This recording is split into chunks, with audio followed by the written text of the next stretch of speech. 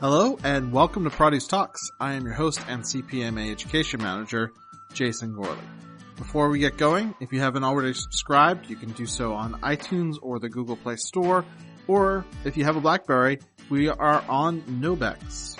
I also want to let you know that we have begun accepting registrations for our Produce Essentials program that's available on elearning.cpma.ca. That's elearning.cpma.ca. You can check out Produce Essentials as it launches over the next few months. And you can also still check out Produce Basics. So remember that is there. It is the prerequisite for Produce Essentials. Also, the Passion for Produce application period is open. So you can go to the CPMA website, just put Passion for Produce in the search bar, and it will take you right to the page, right to the application, and you can submit your nomination for a person for the program. Application period does end December 16th, so I encourage you to get your person in as soon as possible. As usual, we have Selena joining us to tell us all about this month's Fresh Health Award winner. Hi, Selena. Hi, Jason. Thanks for having me again. I'm really excited to announce that our October Fresh Health winner is AMC North America and the Fresh Riders. So the Fresh Ride is made up of a group of cyclists who take the journey from Toronto to Blue Mountain in efforts to encourage kids to eat fruits and vegetables as part of the Fredgie program. They stopped at a Big Brothers Big Sisters Club in Collingwood to bring fruits and veggies to the kids and of course to let Fredgie talk to them. The Fresh Riders raise funds for the Fredgie program, and I'm very excited to announce the following riders as the winners: Michael, Paul, Emily, Corey, Andrew, Brendan, Damien, Paul, Kevin, Greg, and Kevin again. If you're interested in other ways that you can support the Fredgie program, simply send me an email at skarkash@cpma.ca. That's SKARKASH@cpma.ca. Thanks, Selena. Thanks, Jason. And now to the podcast. This month, we are still sticking with the topic of social license. In the last episode, we did explore the concept with Janice Tranberg, who's the exec director of SAS Canola, when they produced this documentary called License to Farm. This month, we explore social license from a different perspective when we talk with Steve Rusdahl, the executive director of supply chain, the Oppenheimer Group. Steve gives us his perspective on social license, how it's viewed at Oppie, and how a company can start their own social license plan. Steve, welcome to the podcast. Thanks, Jason. So before we get started, maybe you can just let us know kind of what your view of what social license is all about. Well, the Oppenheimer social license is stakeholder trust. So your company gains that trust out of doing what's right, and primarily around for Oppenheimer, regarding around how food is produced. And Oppenheimer stakeholders are generally its customers, so retailers, food service, and wholesalers, but also our consumers, which are our customer, and our employees, our growers, and their communities. Okay, so why is social license being seen as something that's so important lately? Is it a new thing, or is something that's been around for a while that's had a different name? And I related a lot to the pillars of sustainability for economics, the affordability of food, the environment, the growing practices.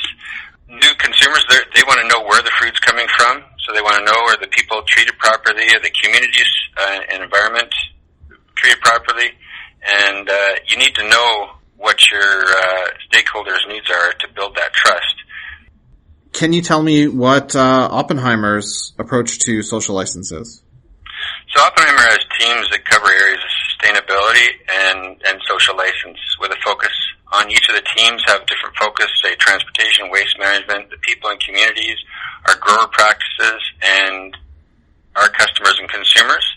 And they represent, there's team leaders and there's representation on each of these teams from our different offices and departments with a focus on continuous change. So one example of these is with our growers, ensuring that many of our growers have certification, whether that's Fair Trade, Rainforest Alliance, or Fair for Life. So those programs help audit the locations, that they have sound growing practices, social responsibility, and they also put funds back into the community. There's a number of other different examples, but that gives you an idea. And these teams, by having that wide base, their goal is to understand what stakeholders want. That's interesting. So you've actually put a lot of effort into making sure that the end consumer can kind of see that you're putting these responsible practices in.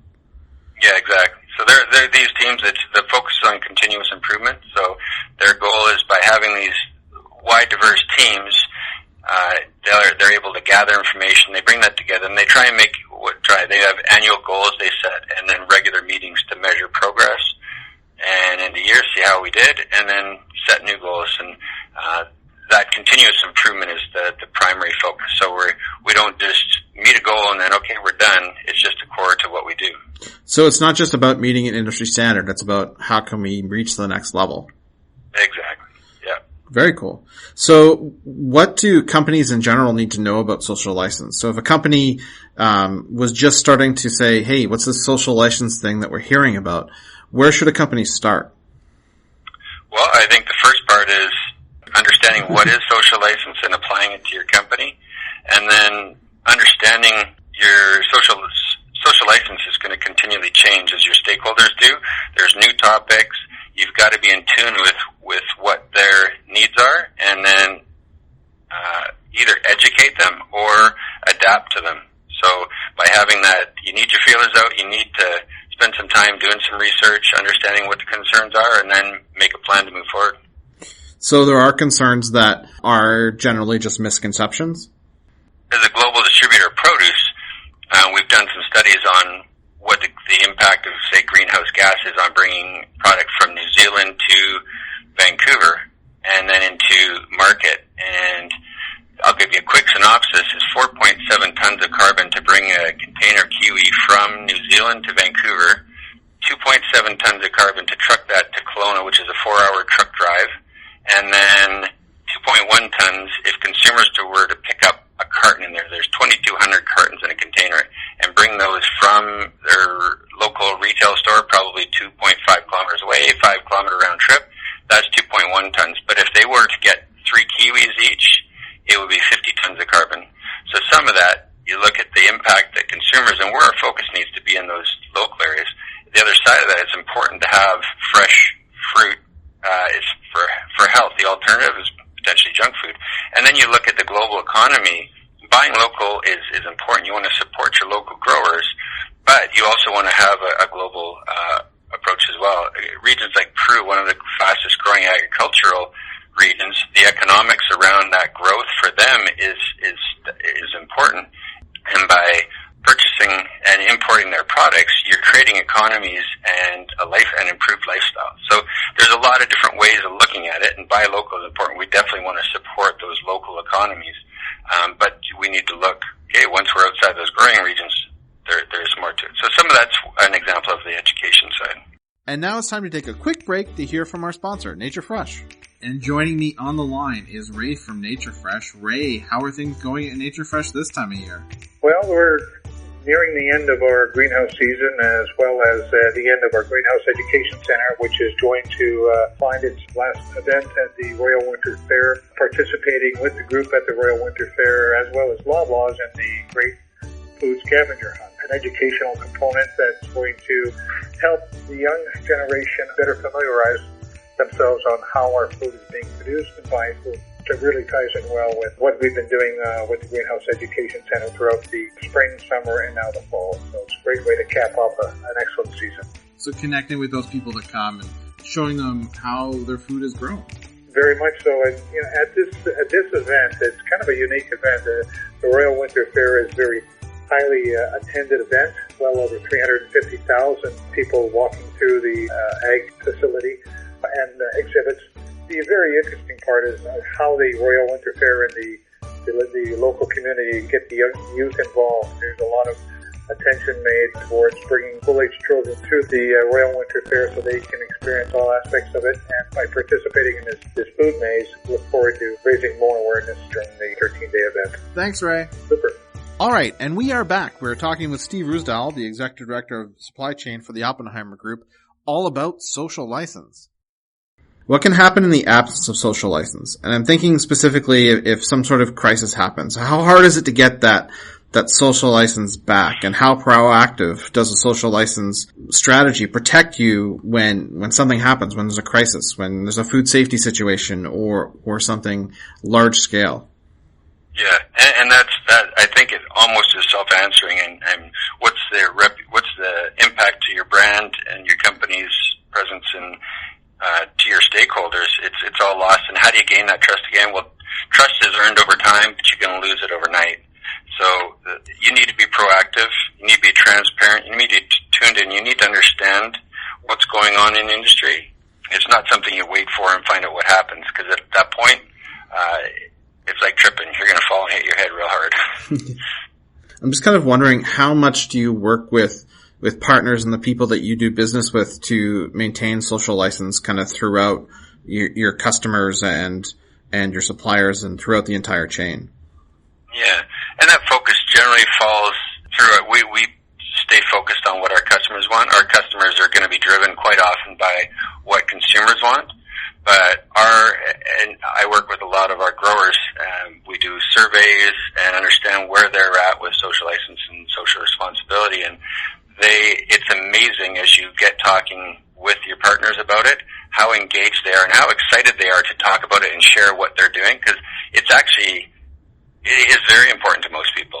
And so it's an exciting topic. I'm amazed with the number of different people I talk to when you start bringing up and they just light up and start talking about what they're doing, want to get cross synergies. So just that communication, it's great, and it's exciting, the energy around it, and especially internally with your employees and staff, the different teams get all energized and making a difference, because it's great to come to work, but it's great to come to work and make a difference. And there's things that people find, just the ways to stop using paper or to integrate with your local communities and find ways that are meaningful for them. It changes the perception, or it builds a strong bond, because that's what people want, is a purpose that goes beyond just coming to work and make money.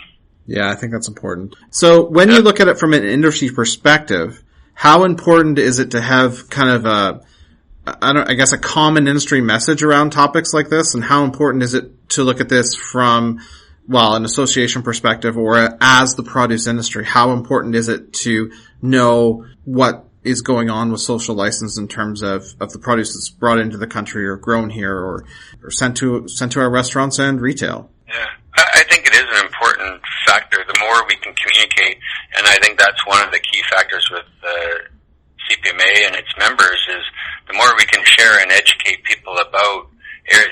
Some may not be thinking about social responsibility. I don't think so, but maybe their problem is, how do I get started, or what are the next steps? And so just reaching out, talking about it, even having asking some questions can go a long ways as far as getting people thinking about, and they'll go back to think, yeah, I can make those kind of steps. That's pretty straightforward. Okay, well, that's all the questions that I have for you. So I don't know if you have anything else you want to add? Yeah, one other thought was, from an industry perspective, we've talked about how to get companies maybe thinking more about it just by bringing up as a topic in communication. Maybe this podcast will be a starter point as well. But once you understand it, you need to make it a focus. And it goes along with that core purpose of your business too, is what are you trying to achieve? And you always want to make money, but you're going to make, a lot of it's about doing the right things and being engaged with your stakeholders. So a company needs to make social license a focus. And to do that, you need support from your executive, and then you need someone responsible and develop a plan. Is there something that can be learned from other industries too? I know mining has taken on social license big, and canola, but, are there lessons learned out there that companies can take back and implement today? I'm sure. I think your first step is to look at what is your industry doing, because there's a lot to start from just to understand that focus. I think expanding out as you get into different areas, there's a lot to be learned, because produce, it does have a big focus now on social responsibility and social license. So I think there's a good focus, but there have been other industries, whether that is mining or others, that have been a spotlight, forestry, that have had a lot of, how did they overcome some of those challenges they did? And you can then apply those to your own industry. Great. Okay. Well, if that's all the wisdom that you have, I guess we're at the end. So you tapped me out. That's it. Thanks, Steve. All right. Thanks. And that is all that we have for you this month on Produce Talks. I'd like to thank Steve Ruisdahl, Executive Director of Supply Chain for Oppenheimer Group, for making the time to speak with us on social license. And I'd also like to thank Ray. from Nature Fresh, for joining us to check in with us, and thanks for the ongoing support Nature Fresh shows the podcast. I'd also like to thank you for listening. Remember, we want to hear from you. You can email us by emailing podcast@cpma.ca. Just let us know what you think. It maybe you have a topic you want to touch on, or maybe you just want to tell us how we're doing. All right. Until next time, make a healthy choice. Fill half your plate with fruits and veggies.